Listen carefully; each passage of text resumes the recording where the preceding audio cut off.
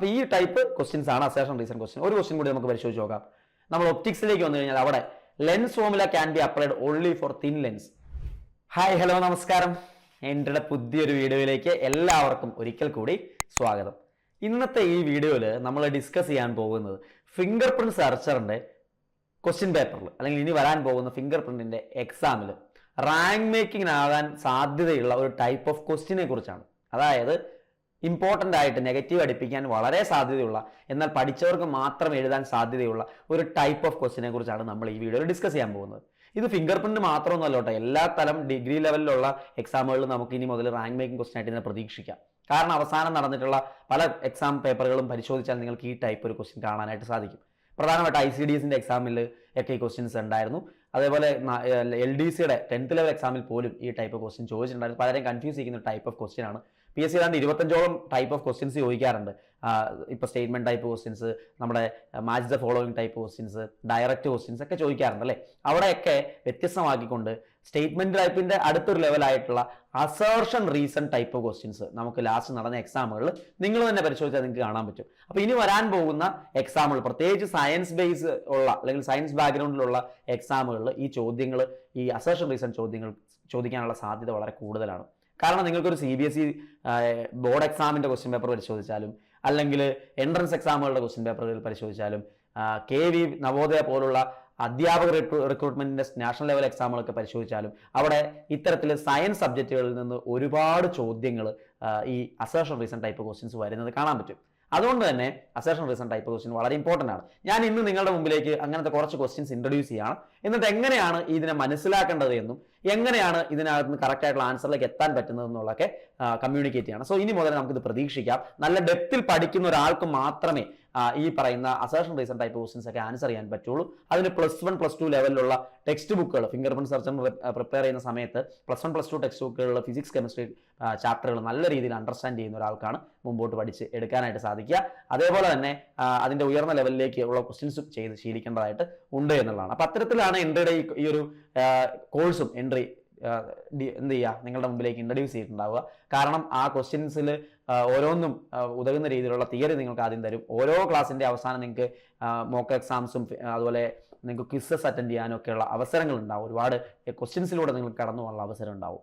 അപ്പോൾ എന്തായാലും finger print സെർച്ചറിനകത്ത് വരാൻ സാധ്യതയുള്ള ടൈപ്പ് ഓഫ് ക്വസ്റ്റ്യനിലെ അസേർഷൻ റീസൺ ക്വസ്റ്റ്യൻസ് ആണ് ഇന്നത്തെ ഈ വീഡിയോയിൽ ഡിസ്കസ് ചെയ്യുന്നതെന്ന് പറഞ്ഞു.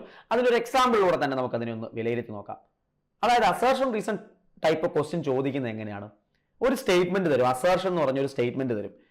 എന്നിട്ട് അതിന്റെ റീസൺ ആയിട്ട് അടുത്തൊരു സ്റ്റേറ്റ്മെന്റ് തരും. അസേർഷനും റീസണും ശരിയാണോ എന്ന് ആദ്യം കണ്ടെത്തണം. ഇതിൽ റീസൺ കറക്റ്റ് ആയിട്ടുള്ള റീസൺ തന്നെയാണോ, അസേർഷന്റെ കറക്റ്റ് റീസൺ തന്നെയാണോ റീസൺ ആയിട്ട് അവിടെ കൊടുത്തിരിക്കുന്നതെന്ന് കണ്ടുപിടിക്കണം. യൂഷ്വലി അസേർഷൻ റീസൺ ക്വസ്റ്റ്യൻസിന്റെ ഓപ്ഷൻസിൽ കോമൺ ആയിട്ടുള്ള ഓപ്ഷൻ തന്നെ എപ്പോഴും വരാറുള്ളത്. നിങ്ങൾ ആ ഓപ്ഷൻസിലേക്ക് നോക്കിയേ. Both assertion and reason are correct and reason is the correct explanation for assertion.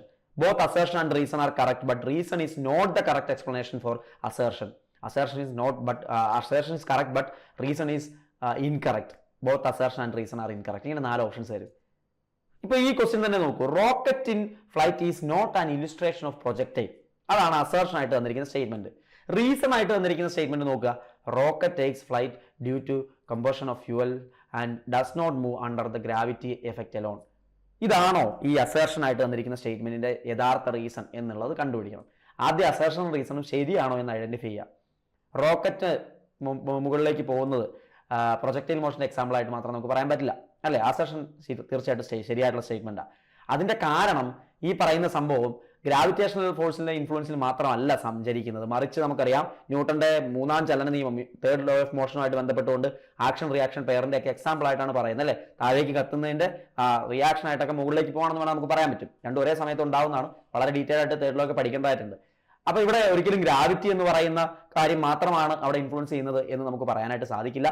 അതുകൊണ്ട് തന്നെ ഇവിടുത്തെ ആൻസർ ആയിട്ട് വരുന്നതാണ് both assertion and reason are correct and reason is the correct explanation for assertion. Both assertion and reason are correct and reason is the correct explanation for assertion എന്നുള്ളതാണ് അവിടുത്തെ ശരിയായിട്ടുള്ള answer. അപ്പൊ 2 statement ശരിയാണോ എന്ന് അറിയണമെങ്കിൽ ആ ആശയം പഠിച്ചു വെക്കണം. സ്റ്റേറ്റ്മെന്റ് ടൈപ്പ് ക്വസ്റ്റ്യന്റെ ലെവലിൽ അത് പഠിച്ചിട്ടുണ്ടാവണം. ദെൻ കറക്റ്റ് എക്സ്പ്ലനേഷൻ ആണോ എന്ന് അറിയണമെങ്കിൽ അവർ തമ്മിലുള്ള കണക്ഷനും പഠിച്ചിട്ടുണ്ടാവും. അത്ര ഡെപ്തിൽ ഈ ആശയം പഠിക്കുന്ന ഒരാൾക്കല്ലേ ഇതിന്റെ ആൻസർ എഴുതാൻ പറ്റുള്ളൂ. നെഗറ്റീവ് അടിക്കാൻ വളരെ സാധ്യതയുള്ള ഒരു ടൈപ്പ് ഓഫ് ക്വസ്റ്റ്യൻ കൂടിയാണ്. അതുകൊണ്ട് വളരെ കെയർഫുൾ ആയിരിക്കണം. ഫ്രീക്വന്റ് ആയിട്ട് ഈ ക്വസ്റ്റ്യൻസ് ചോദിച്ച് കാണുന്നുണ്ട്.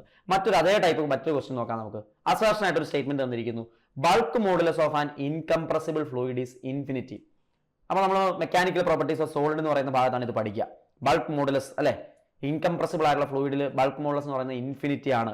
Density of incompressible fluid remains constant. ഇതിൽ അസേർഷൻ റീസണും ശരിയാണോ എന്ന് ഐഡന്റിഫൈ ചെയ്യുക. റീസൺ കറക്റ്റ് റീസൺ തന്നെയാണോ എന്ന് നോക്കുക.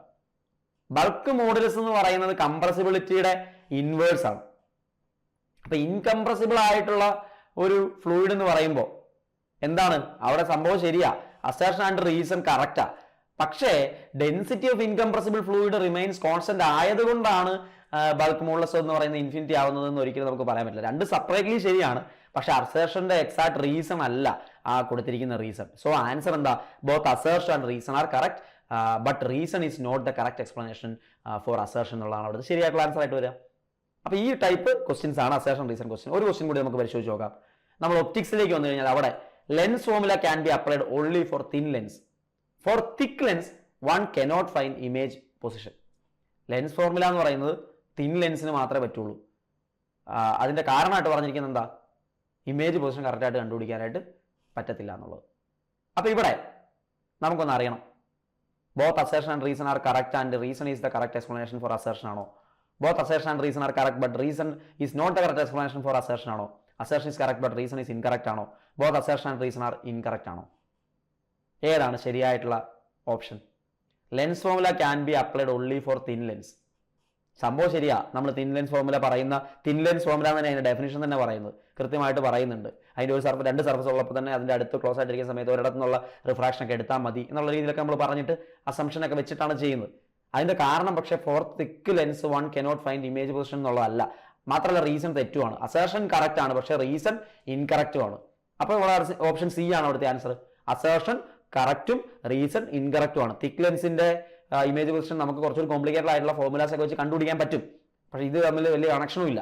അതുകൊണ്ടാണ് ഓപ്ഷൻ സി ആയിട്ട് ആൻസർ. അപ്പോൾ മോസ്റ്റ് സ്യൂട്ടബിൾ ആൻസർ എടുക്കുക. അസേർഷൻ റീസൺ ശരിയായിട്ടാണോ വന്നിരിക്കുന്നത് നോക്കുക, കറക്റ്റ് എക്സ്പ്ലനേഷൻ ആണോ എന്ന് നോക്കുക. പരിശീലിക്കണം, ഇത്തരം ചോദ്യങ്ങളൊക്കെ ചെയ്ത് പരിശീലിക്കണം. അതിന് ആദ്യം തിയറി നല്ല രീതിയിൽ മനസ്സിലാക്കണം. അതിന് എൻട്രിയിൽ ഏറ്റവും മികച്ച കോഴ്സ് ഫിംഗർ പ്രിന്റ് സെർച്ചറിൻ്റെതുമായിട്ട് ബന്ധപ്പെട്ടുകൊണ്ട് നിങ്ങൾക്ക് മുമ്പിലേക്ക് വെക്കുന്നുണ്ട്. സോ നിങ്ങൾക്ക് ജോയിൻ ചെയ്യാം. നിങ്ങളുടെ ചോയ്സ് അനുസരിച്ചുകൊണ്ട് പഠിക്കാനുള്ള അവസരം കൂടി ഇവിടെ ഉണ്ട്. So all the best. നിങ്ങൾക്ക് ഏറ്റവും മികച്ച രീതിയിൽ എക്സാമിനെ പ്രിപ്പയർ ചെയ്യാനായിട്ട് സഹായകം എൻട്രിയിൽ നിന്നുണ്ടാവും. അതിന് നിങ്ങൾക്ക് സാധിക്കട്ടെ, ഏറ്റവും മികച്ച രീതിയിൽ പെർഫോം ചെയ്യാൻ നിങ്ങൾക്ക് സാധിക്കട്ടെ. വീണ്ടും ഇത്തരത്തിലുള്ള വീഡിയോസും ഇത്തരത്തിലുള്ള ടൈപ്പ് ഓഫ് ക്വസ്റ്റ്യൻസും ഒക്കെ ആയിട്ട് നമുക്ക് വീണ്ടും കാണാം. എല്ലാവർക്കും നന്ദി.